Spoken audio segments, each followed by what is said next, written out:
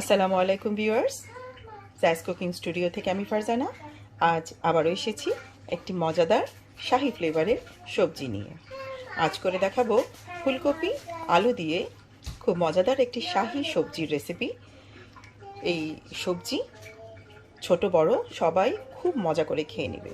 যারা ফুলকপি একেবারেই পছন্দ করে না তারাও এটি না খেয়ে পারবে না। চলুন দেখে নিই কীভাবে রান্না করলাম।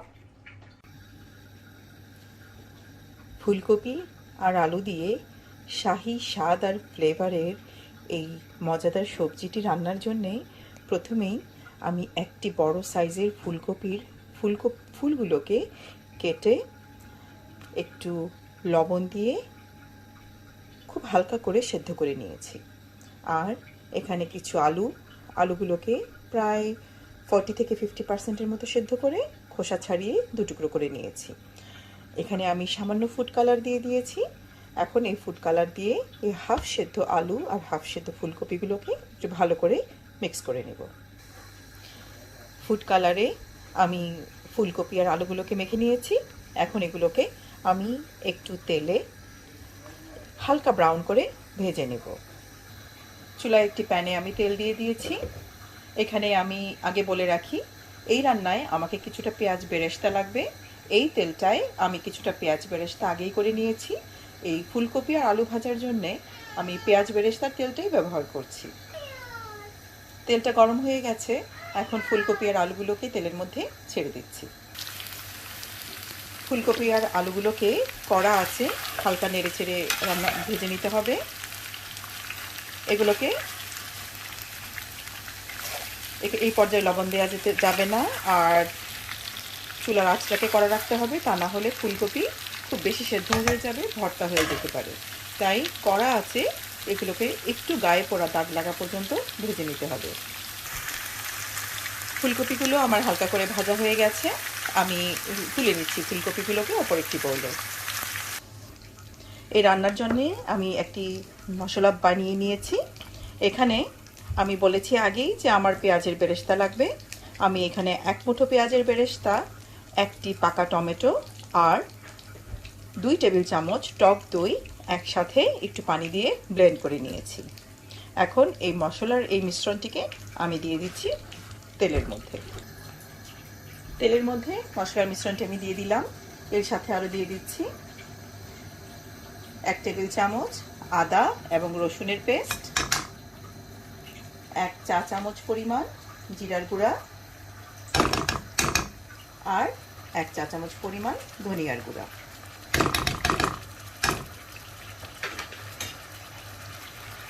মশলাগুলোকে খুব ভালো করে তেল বেরিয়ে আসা পর্যন্ত কষিয়ে নিতে হবে।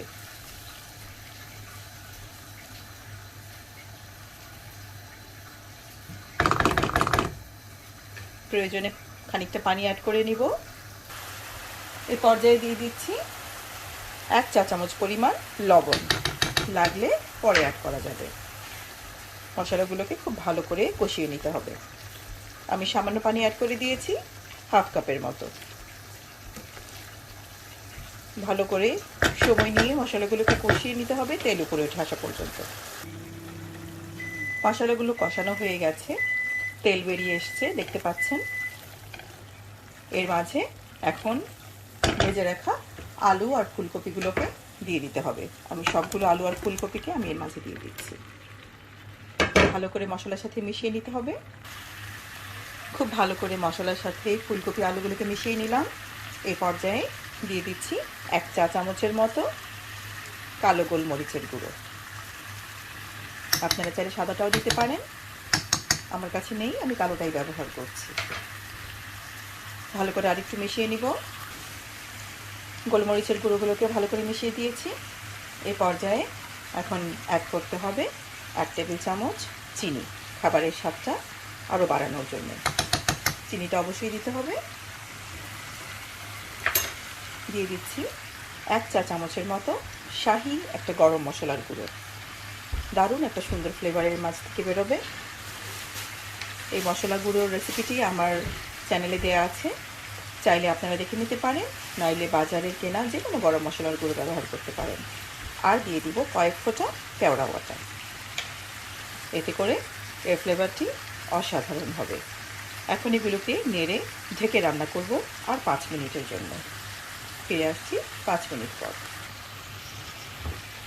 ফিরে এলাম 5 মিনিট পর। এ পর্যায়ে খুব সুন্দর আর শাহী ফ্লেভারের জন্য দিয়ে দিচ্ছি 1 চা চামচ পরিমাণ গাওয়া ঘি,